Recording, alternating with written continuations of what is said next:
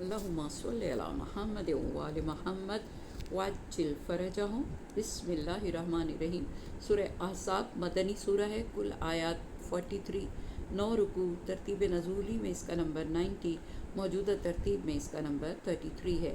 آج آیت نمبر 34 سے لے کر 49 تک کا ترجمہ اور تفسیر۔ بسم اللہ الرحمن الرحیم۔ اور ازواج پیغمبر تمہارے گھروں میں جن آیات الہی اور حکمت کی باتوں کی تلاوت کی جاتی ہے انہیں یاد رکھنا کہ خدا بڑا باریک بین اور ہر شے کی خبر رکھنے والا ہے۔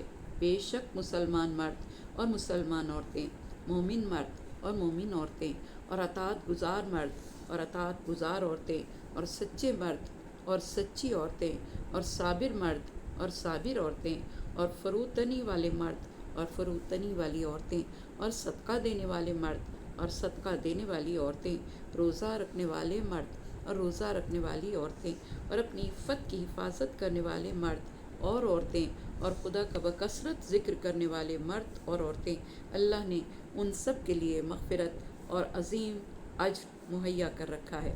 اور کسی مومن مرد یا عورت کو اختیار نہیں ہے کہ جب خدا اور رسول کسی امر کے بارے میں فیصلہ کر دیں تو وہ بھی اپنے امر کے بارے میں صاحب اختیار بن جائیں۔ جو بھی خدا اور اس کے رسول کی نافرمانی کرے گا وہ بڑی کھلی ہوئی گمراہی میں مبتلا ہوگا۔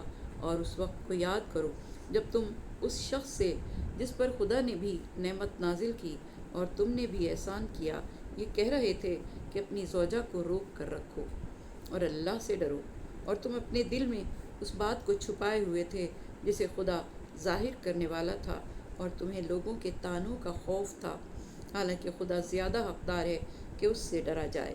اس کے بعد جب زید نے اپنی حاجت پوری کر لی تو ہم نے اس عورت کا عقد آپ سے کر دیا تاکہ مومنین کے لیے منہ بولے بیٹوں کی بیویوں سے عقد کرنے میں کوئی حرج نہ رہے جب وہ لوگ اپنی ضرورت پوری کر چکے، اور اللہ کا حکم بہرحال نافذ ہو کر رہتا ہے۔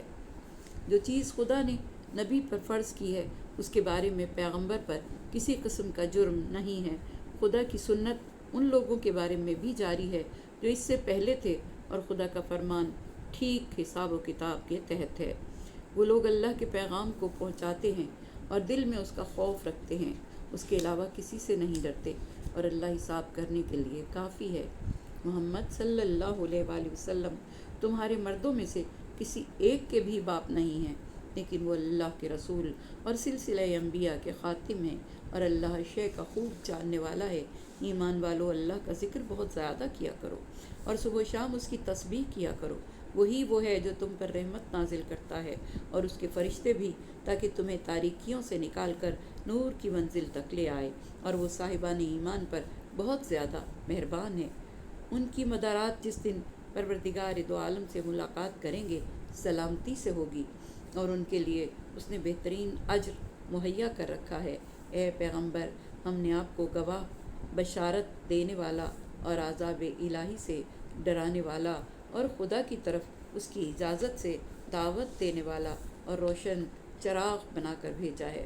اور مومنین کو بشارت دے دیجئے کہ ان کے لیے اللہ کی طرف سے بہت بڑا فضل و کرم ہے، اور خبردار کفار اور منافقین کی اطاعت نہ کیجیے گا، اور ان کی اذیت کا خیال ہی چھوڑ دیجیے، اور اللہ پر اعتماد کیجیے کہ وہ نگرانی کرنے کے لیے بہت کافی ہے۔ ایمان والو، جب مومنات سے نکاح کرنا اور ان کو ہاتھ لگائے بغیر طلاق دے دینا تو تمہارے لیے کوئی حق نہیں ہے کہ ان سے وعدے کا مطالبہ کرو، لہٰذا کچھ عطیہ دے کر خوبصورتی کے ساتھ رخصت کر دینا۔ اس سورہ میں ازواج پیغمبر کا ذکر کرتے کرتے آیت نمبر 33 میں اہل بیت نبی کا ذکر ہونے لگا۔ آیت کے شروع میں کہا کہ اے نبی کی بیویوں، استقلال کے ساتھ اپنے گھروں کے اندر رہو۔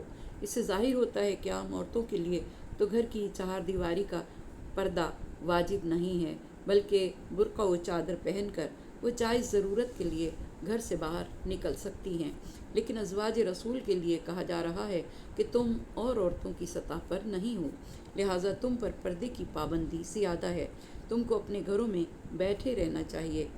آخری حصہ جس کا آغاز انما یرید اللہ لیجزہبا سے ہو رہا ہے، اگرچہ موجودہ ترتیبی صورت میں آیت کا جز ہے، مگر وہ مقام تنزیل میں تنہا نازل ہوا ہے، جس کی شان نزول سب علماء اور مفسرین نے لکھی ہے۔